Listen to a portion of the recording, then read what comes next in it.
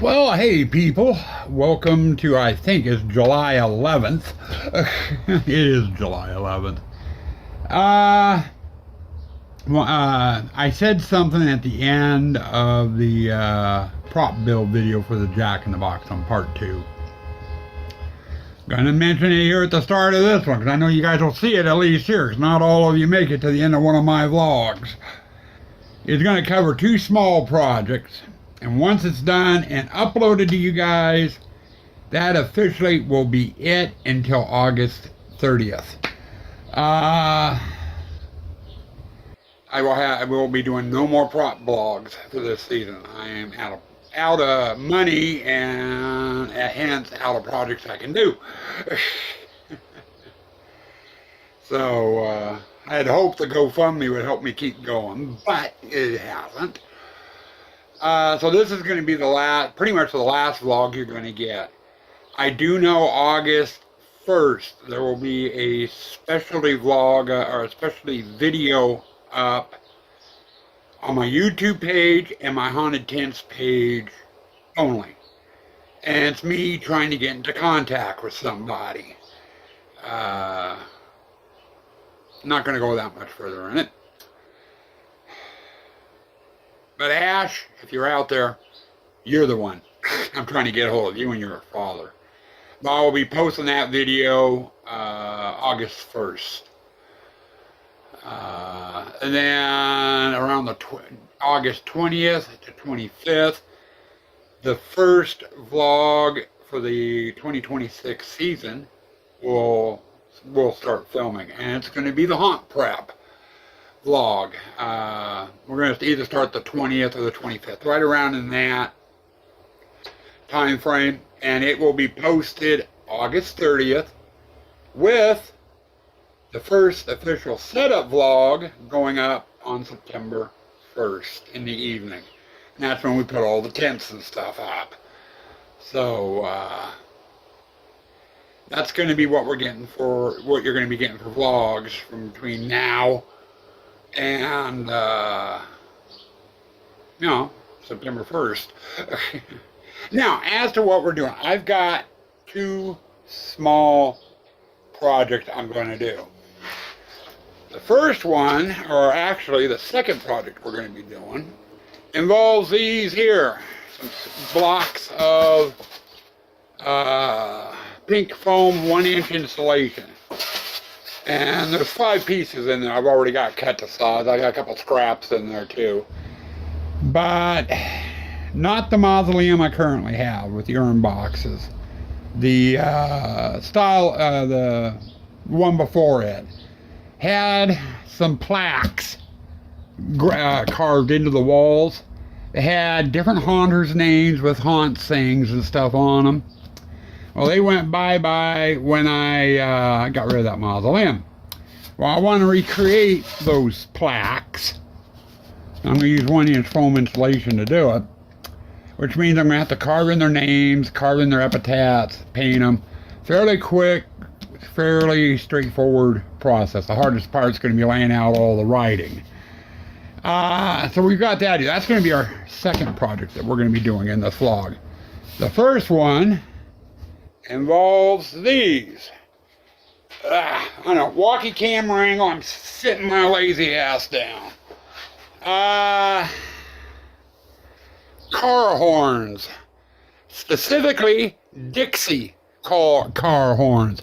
In other words, if you're a fan of the old Dukes of Hazzard TV show, the horn on their car, generally, it's that sound, that doot doot doot doot doot doot doot doot sound, and that's what these horns do. I bought a kit. It came with a compressor, fasteners, and everything. We are going to throw our patrons for a loop this year. Our mausoleum has an air blaster in the exit arch. A lot of people have gotten used to, that come year after year after year after year. Well, I'm going to be removing that, hopefully, this year. I'm saying hopefully because I want to test the horns out to see if the horns are going to do what I want them to do. But we are going to replace the air blasters with 2 of these horns. I'm not sure which pitch I'm going to go for yet, whether it's going to be a low tone or a high tone. I'll figure that out when I get to that point. But main reason why I am doing it is with my health problems and everything. Getting those arches up and into place on the mausoleum are getting fairly hard. It takes 2 of us to do it. Usually Sue Ann keeps an eye on the pillars and steadies the pillars, while I put one of those arches up on my shoulder, climb a step ladder, and then have to heave the damn thing up on top of the pillars. The one that goes on the entrance isn't all that bad. It's just a hollow shell. The exit one, though, has the air blaster in it, and that's permanently mounted. And that air blaster adds a good 25 to 50 pounds of weight to that arch, and it is trying to get it up, and I am so spent afterwards. So what we're going to do is I'm going to take the old air blaster out. I'm going to check these horns, make sure these horns work in the arch. And I'm not going to leave these things permanently mounted. The horns are plastic, for one. They'll get brittle and break sitting out in the weather. So I'll be able to put the arch up empty. So it'll be just like the entrance. It'll be easier to put it up and everything. Then once it's up, I can attach the horns, hook them up to air, hook them up to power. They're good to go. It'll be a real simple install. Unless I get very elaborate while I'm building it, which we'll find out. But that is going to be our fun part. Now, I am going to be testing the exit arch. We're going to set it up out on the driveway. And trying the horns out to see if my idea works. So we'll do that too. But we're going to do the arch first and then the foam plaques. So hold tight. I'm putting this down. I've rambled enough. You don't need any more rambling. Yes, you do. Okay, folks. It's only going on a little after 1, and I'm calling it quits out here. With being retired and not working outside like I normally do, my system is not adjusted to the heat. And it's 90 already here. It's supposed to be upper 90s, maybe 100 today. So we did get someplace. I've been working on the horns. I went through the 5 different horns, picked out the 2 I wanted. And then we've got the clear tubing here, which is the tubing that came with it, and fits over the nipple on the horn. And then down here, I transitioned it down to what I use for my props. So I got both the 2 horns done. They've been tested. They work, and the wife has come out and told me, don't do it again. Because you hear them in the house, and it was freaking the cat and the dog out. I just got done with these here. These are a 3-foot length of wire that I need to solder on to the end of the solenoid valves. And since I got to solder them in the house, I'm just going to take them downstairs to my workshop downstairs. I'll solder them, and I'm not coming back out here today. So we did that. Oh, and I did get a mounting bracket on the horns, too, so I can attach them to the marquees. So we got that. And that's not too bad. Our next step, after I get the wires soldered on, is getting this stuff up off the table. And we bring the arch in, or marquee in, get the air blaster off of it.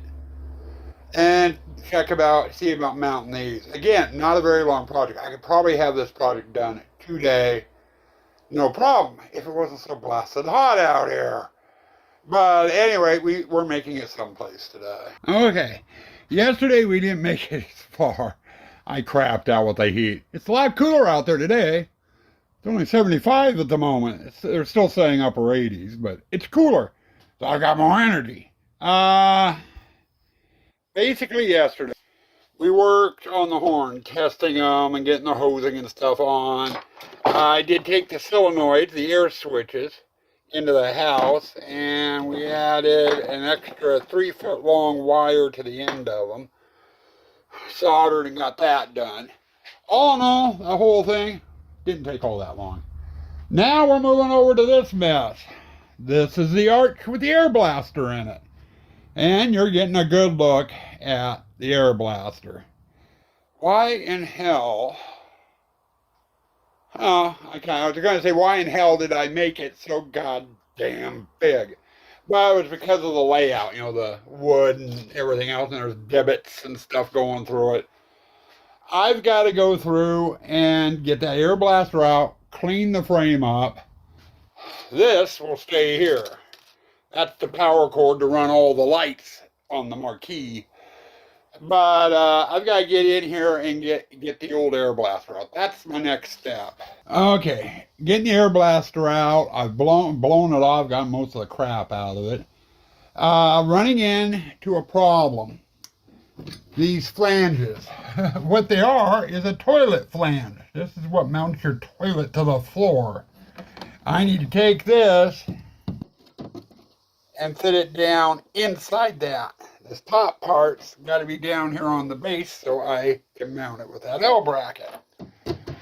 Now, if I put it in from underneath, it goes in fine until it gets to this flange. There's a lip on it. So over here, I'll get the cord out of the way. I went and cut that off. And now, it fits down inside, and it'll be down inside the support tube when it goes off. So I need to replicate that over here, and I'm using the jigsaw to do the basic cutout, and then my Dremel with a sanding wheel on it to grind it down and smooth it out a little bit. Now once I get that one done, we're going to come back through here. I've got this block, and then these two I need to get removed, and I got some staples in there I need to get pulled, a little bit of cleanup. And then we'll see about mounting. Actually trying to mount those in there. Well, quick project here. We're just about done, and I got some progress made. I went and did that. My compressor will come in here, and I'm going to be test firing this a bit just to get the pressure set on there. This here, where I've got the horn at, simple L bracket, I just screwed it into the flange in wood. And that pipe, or that horn, will be sitting inside the support pipe that this rests on. I'm hoping it's going to resonate. Got both of them there. I've got plenty of hose. I've got plenty of cord for hooking it up to the Scooby-Doo board, which is what's going to eventually be triggering it. But now I need to test it to see how loud it's going to be with both horns. Let's see if I've got power out here. Now I'm also debating on actually setting this up as it would be with the mausoleum, on the boxes, with the pillars and everything, and giving it a try. I don't think I am going to. I go through the hassle of having to do it and then having to try to manhandle this up a ladder. Now, for storage, both the horns and all the air stuff will be packed away separate. So this thing is way lighter than what it was. But let's see what I can do about maybe doing a little bit of testing. Okay, it's been a couple of minutes since the last segment. It didn't take long to get this thing hooked up. I'm using an old train transformer to power the switches. I've got a regulator on here. Normally, when I do the air blaster, I just plug it in without a regulator and let it go. And there's usually about 120 pounds worth of air. These little air horns cannot handle that. So I have it set for 20 pounds. And I've got them both hooked up. This is the sound I'm getting. That's with both of them hooked up. Sue Ann's talking about doing them one at a time. You know, have this one fire and then that one fire. I don't know. I like the sound of them both together. I don't know. We're gonna have to play with it once we get set up in the haunt. But other than cleaning up, I'd say this project is done. A real quick, simple, and easy project. Now the air horns I ordered with tax came to around $69. You know, and I ran you through the 5 different horns and the different pitches and everything else. But $69, which isn't bad. And I've got 3 extra to put someplace else. As long as I have regulators on them. I gotta remember, I can't do more than 20 pounds. Which means I'd have to go down and buy more regulators. If I did that. Now, I think for now, we're going to get cleaned up, get this stuff put away. I am not going to set this thing up. It was my intention to set it up because I'm curious to see how it's going to resonate inside the piping and stuff. But I think we're not going to have any problem. You'll get a chance to hear it during setup when we set up the whole mausoleum. So, this project, whoop, I hit the wires. Went to put my hand down, hit the wires, and I jumped, as you just saw. But now we are going, after we get away, we are going to work on that foam over there and get that going. Well, welcome to July 15th. Last segment I shot was on the 11th. I took a couple of days off. Just to relax. I don't have any pressure really built on me this year, so I got time off. I can just take time off and relax. We left you with finishing up the arches. And I showed you the stack of foam I had sitting there. You notice it's not there anymore. There was 8 or 9 pieces there. I only needed 5 of them. It's like I'd already had them all pre-cut to their size and what have you when I originally pulled them out last year. This morning I went over and I cut a bevel around all 4 sides. Now these things are going to look dinged up. There was some damage on some of the sheets, you know, here on the corners. I can't do anything about. The other side had some spots like that, hence why I'm working with this side with all the writing on it. My next step now is I went through and watched my old build vlog for the mausoleum, the 2nd gen mausoleum I did. The one we're using now is 3rd gen. And I had some plaques hung up in there with the names of other haunters that I know, and did some weird sayings and stuff, and they were part of that mausoleum. I am going to replicate those plaques. The original plaques were built into the wall panels. These are going to be so they're detachable and movable. And I won't use them every year. I won't use all of them in one year. These are basically space fillers here and there in the graveyard. But I've got 5 plaques I can do, and I've got 9 out of 12 names. There's 3 plaques I just can get video of in there. But we got Walter Manning, Stephen Reeves, Jim Erickson, Troy Franz, Chandra Hurd, Don Powell, Randall Turen, Greg Scholl, and Robert Gaskill. All of them are haunters, and all of them have their different sayings and stuff on them. So I am going to pick out the 5 I want to use, and I've got to lay it out on Sharpie up here and carve it. So I don't know which 5 I'm going to do. I haven't decided yet. But we're going to get started on laying out the names and epitaphs on the plaques. Okay, I've got the first one laid out. Greg Scholl, the maker of widows, met his match. Now his YouTube name was Widowmaker Productions. So I did a play on his YouTube name. Now this design down here was a decorative design I had on the Generation 2 mausoleum. And it was on all the plaques, so I'm adding it back on. My spacing, I am noticing, is a little off on Widow's mat. It should have been slid over a little bit further this way, but I think I'm just going to go with it. I'm not going to worry about it. But anyway, this one's done, ready for carving. I've still got 4 more to do.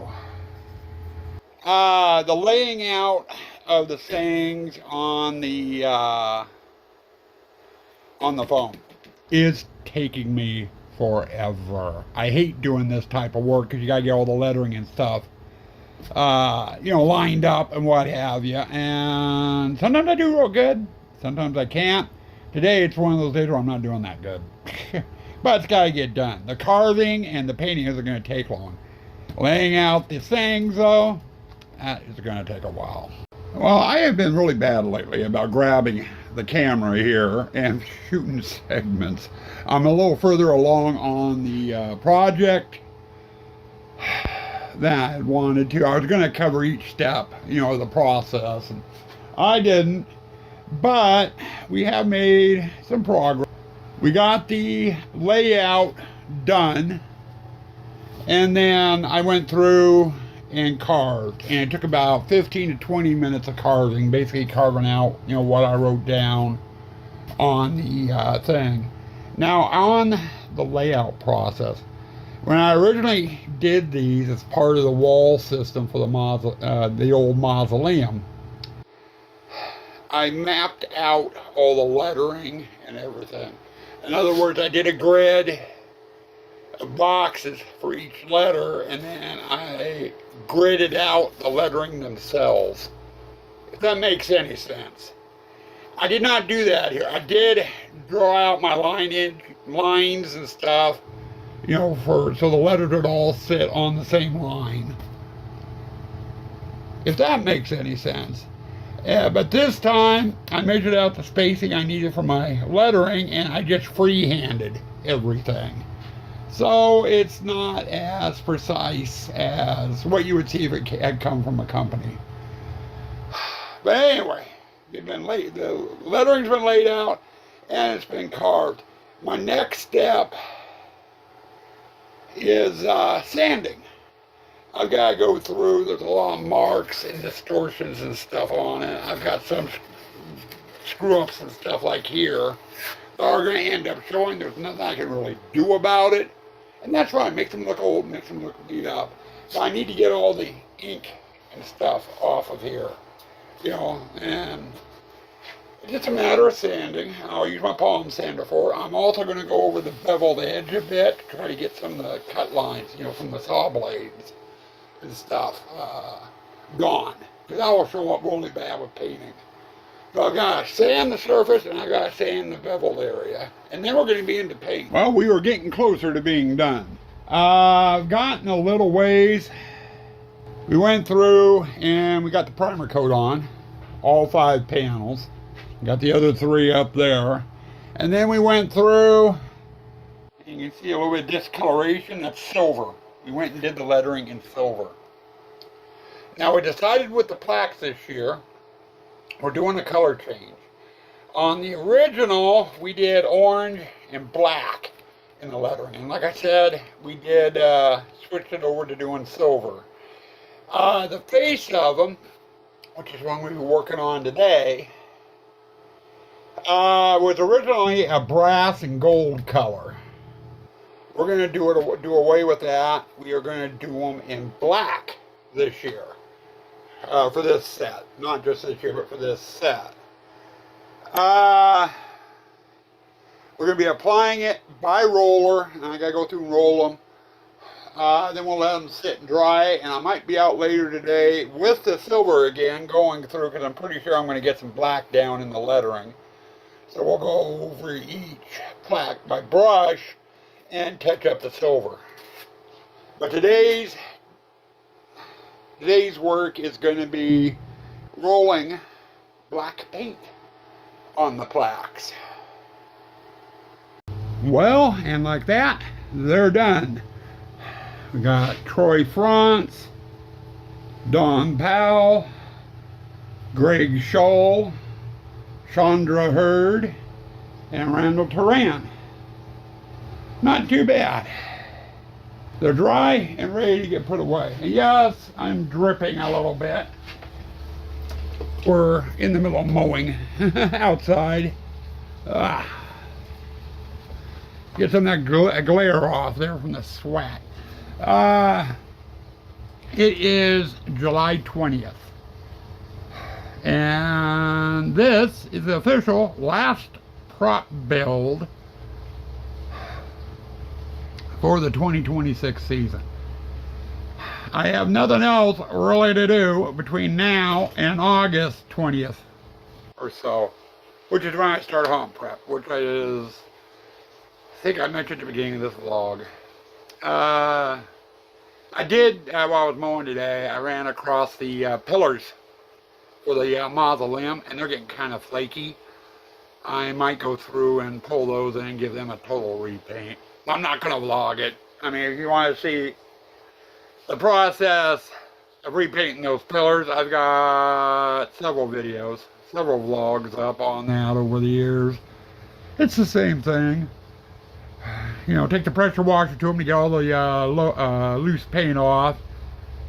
Spray them white, spray them black, and then do whatever detail work. Yeah. So, I don't know. If I get too restless, I might do that. Now,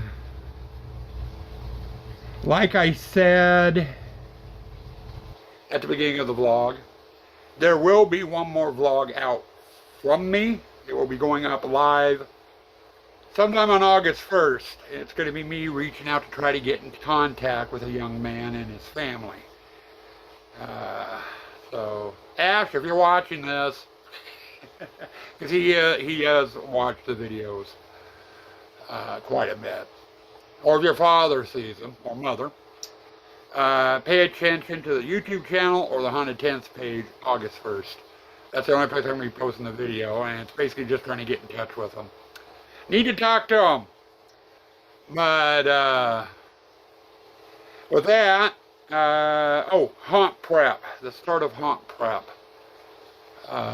It's going to be posted August 30th, and is the first official vlog for the setup series. You might want to watch it. I'm going to have some announcements we'll do at the start of Haunt Prep. You know, probably be 5 minutes at the most. Depending on how much I ramble, like I am now. But you might want to catch that, because the announcements will have an impact on this year's haunt. So make sure you catch at least the start of Haunt Prep, which will be up on August 30th.